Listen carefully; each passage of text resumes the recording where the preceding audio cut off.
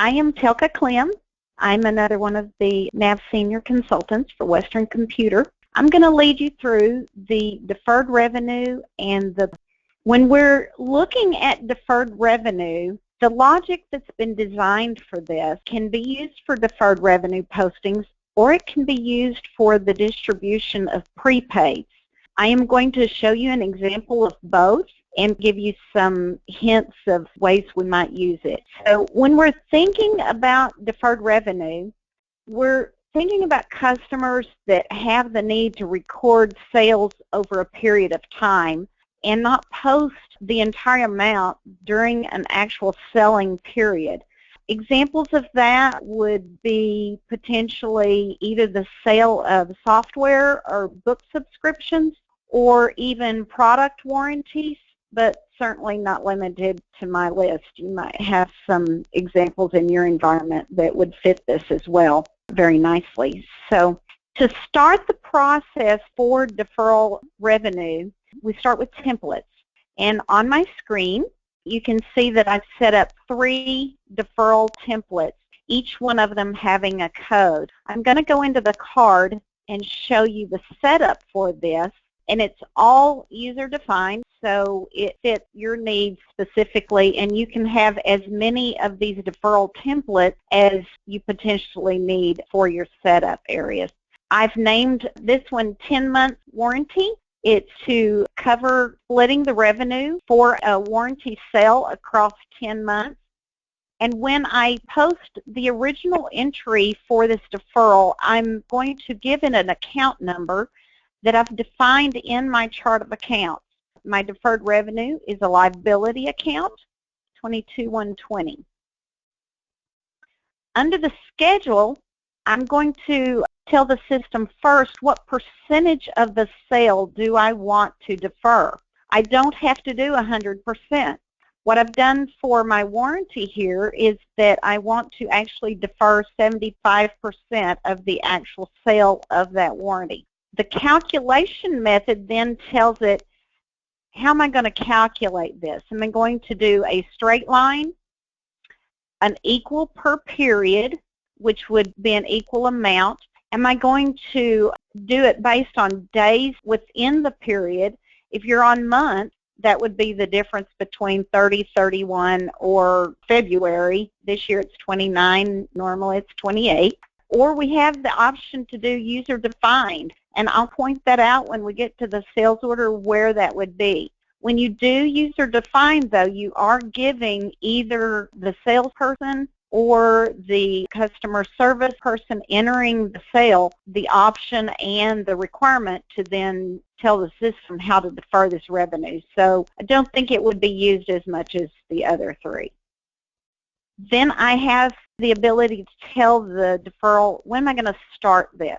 So I can do it as of the posting date of the transaction. I can do it as of the beginning of the period that I'm in, the end of the period that I'm in, or the beginning of the next period.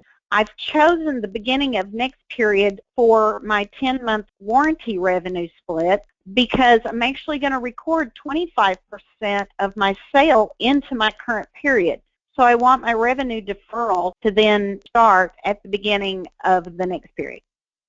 I'm going to split it across 10 periods, and then this description is what ends up in the description field of the transactions, so that each month when you look at this in your general ledger entries, this is the description that you will see. You'll see here I've set up 3. I've got the 10-month warranty that we just looked at. I have a 12-month software subscription that I'm also posting to the same deferral account. I'm going to do an equal amount each period because I want to recognize the same amount revenue each month for 12 months, starting with my posting date. The next example I've got here is set up on a 12-month prepaid. The deferral account I'm using for this is actually a prepaid account that I've set up for prepaid insurance. I'm wanting to defer 100% of it. I'm going to do equal amounts each period, And I'm going to start my date at the end of the current period I'm in so that I start splitting that prepaid out across 12 months. So these are the templates that I've set up. Each one of these templates I can define to master records. I can define it to an item, which is an inventory transaction. I can define it to a resource, which would be a non-inventory transaction, or I can assign it to just a flat-out GL code.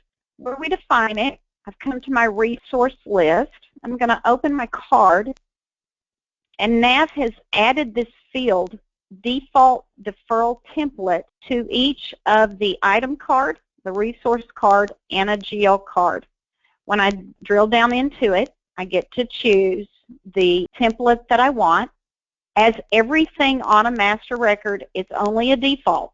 If I want to change it when I get to the actual transaction, I can do that as well. So let's look at a sales order that I've created for selling my warranty. I've got a sales order, Progressive Home Furnishings, and I am selling them 2 storage units with drawers. And then I've been able to upsell them a warranty along with those units. I've recorded the item, and then I've recorded the resource of the warranty. And you'll notice that we have this new field called deferral code. It's going to default in the deferral code that I've associated with this resource. And I'm selling 2 of them for $250. With this line highlighted, I have a new option under my line area called Deferral Schedule. And I can look and see at what NAV is going to do with this deferral.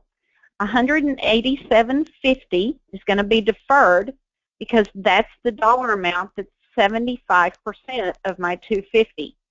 It's calculating it on days per period, and it's showing me what my start date's going to be, which is the beginning of the next month or the next period, since my posting date is 9/30. You can see here that the amounts do reflect the number of days in a month, February being the shortest. This is the area, if you set the deferral template up to be user-defined, this is where you come and define the amount that you want to defer.